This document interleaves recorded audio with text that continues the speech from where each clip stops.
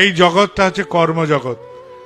রামচন্দ্র যখন এসছেন, ভগবান রামচন্দ্র, তার বউ নিয়ে কেউ পালিয়ে গেছে, তিনি নিজেকে আশীর্বাদ করলেই তো হয়ে যেত, হলো না তো।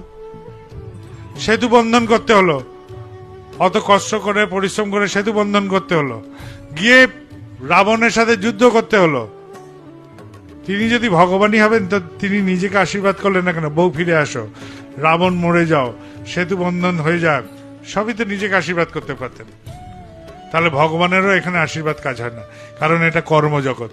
এইখানে যে আসবে এই কর্মজগতে তাকে কর্ম করতেই হবে, আর তিনি কর্ম করেই দেখিয়েছেন।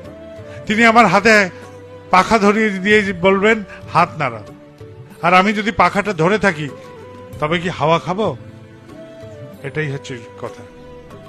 হাত না নড়ালে এই পাখার হাওয়াও খাওয়া যায় না। এই জগৎ এরকমই দস্তুর, এই জগৎ এরকমই দস্তুর। আপনারা সবাই ভালো থাকবেন, কথাগুলোর মর্মার্থ উপলব্ধি করবেন। আর আজকে বাবাইদা এসছেন বলে একটা দীক্ষার অনুষ্ঠান হলো, আজকের দিনের জন্যই সামিল হয়ে শেষ করে দেবেন না।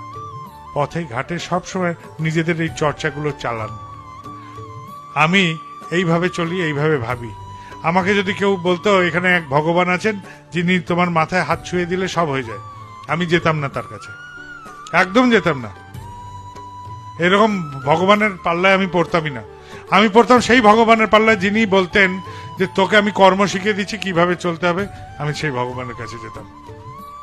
কেননা আমি যদি আজকে তোমার কাছে যাই, বললো যে এইটা হয়ে যাবে, হয়ে গেল, ওইটা হয়ে যাবে, হয়ে গেল, সেইটা হয়ে যাবে, হয়ে গেল, শেষে কি হবে? আমার চলার ক্ষমতাও হারিয়ে যাবে, আমার করার ক্ষমতাও হারিয়ে যাবে। স্বাভাবিকভাবে যদি আমি বিড়ি খাই, বিড়ির দেশটাই ধরাতে ভুলে যাব। ভগবান ভগবান বিড়ি জ্বালিয়ে দাও, চাক জ্বলে গেল, দেশটাই নাড়াতে পারবো না, শেষে হাত পঙ্গু হয়ে যাবে। আর তিনি যেদিন দেহ রাখবেন, তিনি যেদিন আমাকে ছেড়ে চলে যাবেন, সেদিন আমি করব কি? তাহলে সেই ভগবানের দরকার নেই। আমার সেই ভগবানের দরকার যে ভগবান আমাকে কর্ম শিখিয়ে দেবেন, যে ভগবান আমাকে হাঁটা শিখিয়ে দেবেন, যে ভগবান কাদায় পড়লে কি করে উঠতে হয় সেই কায়দা শিখিয়ে দেবেন। আমাদের জীবনে এরকম ভগবান দরকার। কোনো বুজরুকের আশ্রয়ে যাবেন না, কোনো হাওয়াতে কিচ্ছু হবে না।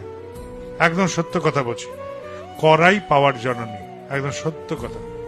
কথাগুলোর মর্মার্থ উপলব্ধি করেন, ভাবেন, যদি মনে হয় যুক্তিপূর্ণ গ্রহণ করবেন, আর যদি মনে হয় না এই কথাগুলো অতটা যুক্তিপূর্ণ নয়, অযৌক্তিক, বর্জন করবেন। কোনো ব্যাপার নেই যে এটাকে গ্রহণ করেই চলতে হবে। আমি যা বোধ করি তাই আপনাদের কাছে